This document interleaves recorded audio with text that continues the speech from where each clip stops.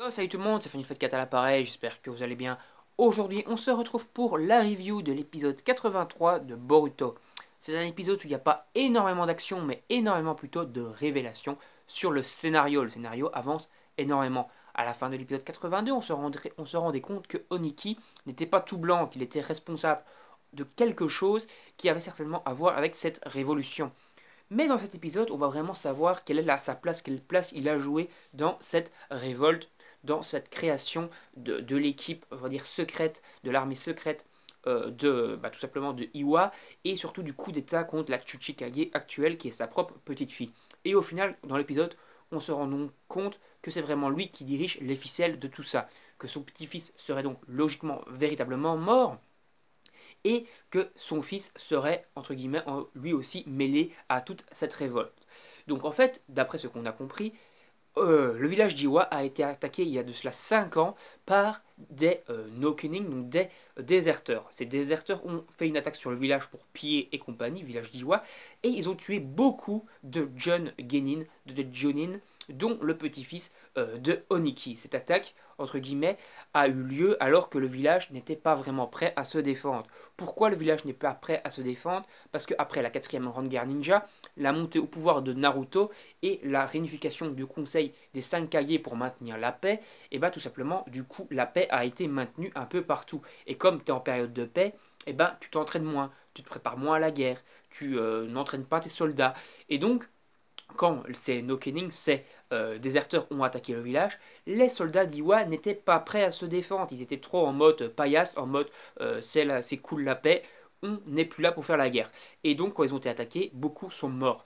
Et donc cette attaque, cet assaut qui a coûté la vie au petit-fils, d'après ce que j'ai compris, de Oniki, bah ça lui a énormément travaillé le cerveau en se disant non, ce n'est pas possible. Il faut qu'il y ait, entre guillemets, un climat de guerre, on va dire. Il faut que les gens soient prêts à se défendre. Parce que, tout simplement, si tu n'es pas en guerre contre les autres villages, il y a toujours des risques extérieurs. Que ce soit les déserteurs, les bandits, tout simplement des autres ninjas qui éventuellement pourraient casser le traité de paix pour attaquer un autre village. Et donc, au final, il y a toujours des risques. Et donc, c'est pas en allant en pompelop, marchand de gâteaux et en t'entraînant plus que tu vas pouvoir défendre ta vie, défendre ton village. Et entre guillemets, la mort de son petit-fils l'a donc complètement changé. Lui qui était quelqu'un, entre guillemets, de super sympa, super positif, toujours là pour défendre les autres, toujours dans la guerre en première ligne pour que ses alliés ne se prennent pas de coups, etc. Et ben, il a complètement changé sa façon d'être en se disant non, la guerre, au final, c'est cool. La guerre, il faut que ça continue comme ça. Moi, j'ai vécu plein de guerres, je sais comment ça se passe. Et sans ces guerres, les villages s'endorment sur leur laurier et ils se font défoncer au final au premier conflit.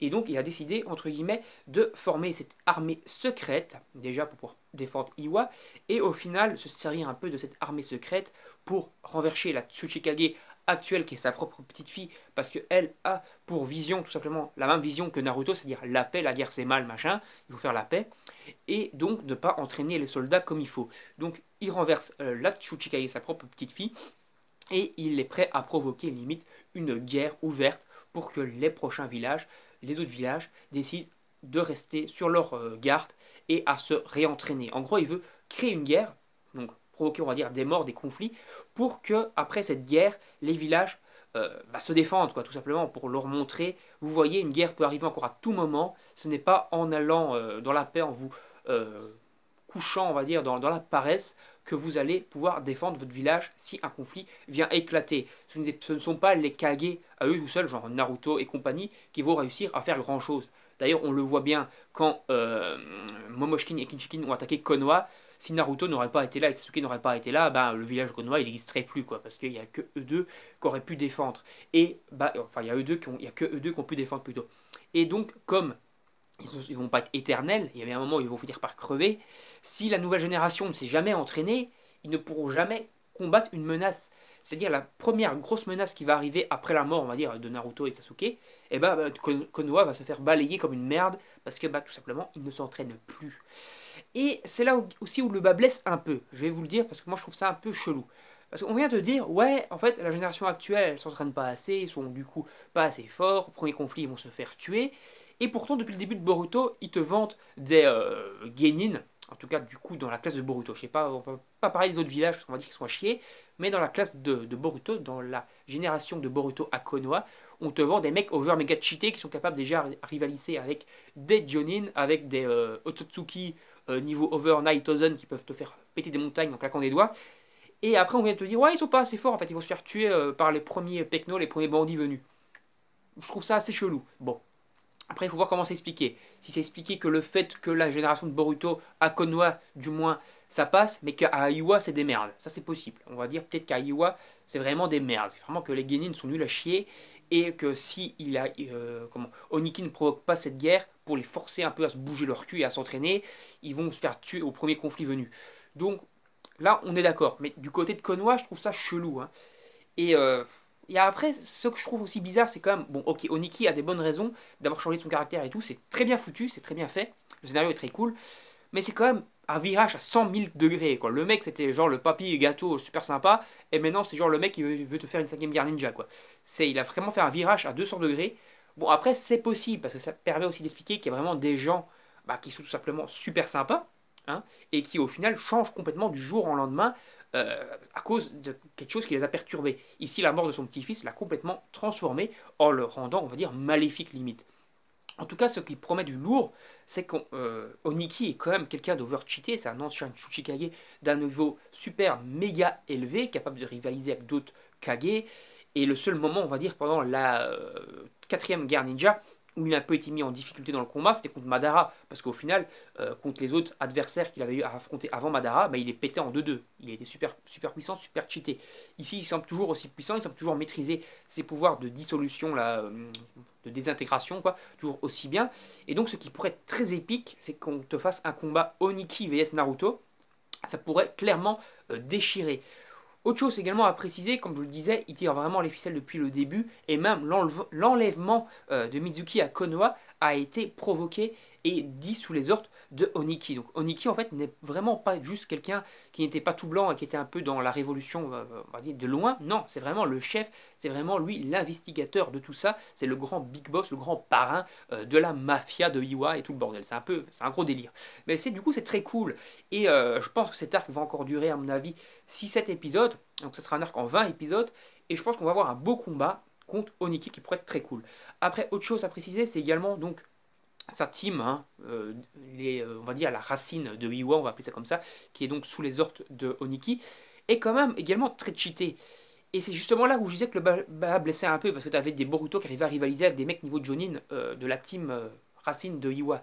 C'est quand même bizarre. Bon, après, comme je vous le disais, à mon avis, on va expliquer que Konoha, eux, ils sont encore à un niveau correct, et que les autres villages ont vraiment régressé totalement, comme c'est le cas par exemple également à Akiri, où c'est un peu la paix, et que il y avait également une révolte justement à ce moment-là, où il y avait des gens qui voulaient recréer le Kiri combattant, et parce qu'ils trouvaient que Kiri était vraiment trop devenu des fiottes, quoi. Et c'est un peu le cas en fait dans tous les villages pour l'instant. Ils essayent un peu de se remettre en mode conflit. Non, ils disent non, c'est pas normal, on occupe des fiottes, on était des ninjas fiers et puissants, et là on devient des fiottes. Et c'est un peu le cas, donc, comme je disais, dans cet arc également. Mais c'est mieux foutu ici que dans Kiri. Kiri, c'était vraiment des espèces de genin, voire des chunin à 2 francs, qui voulaient faire une révolte, et ils étaient nuls à chier. Enfin, nuls à chier, ils avaient quand même réussi à blesser le Tsuchikage. Pas le Tsuchikage, comment il s'appelle ce con encore? Ouais, le Tsuchikage. Non, le Mizukage, ouais. Ils avaient réussi à blesser le Mizukage. Mais bon, le Mizukage, au final, il est nul. Lui aussi se repousse ses lauriers, il se entraîne pas assez. L'ancienne Mizukage, elle était vraiment cheatée, et lui, il est vraiment pas terrible, quoi. La Tsuchikage, par contre, elle est puissante. Et le fait qu'elle soit, au final, d'après ce que j'ai compris, fait battre par son père, ça explique le fait qu'elle a été battue facilement. Parce qu'il y avait des gens qui disaient, ouais, c'est pas normal, c'est une Tsuchikage, elle est puissante et tout, comment ça se fait qu'elle se fait one-shot par le premier Pekno venu?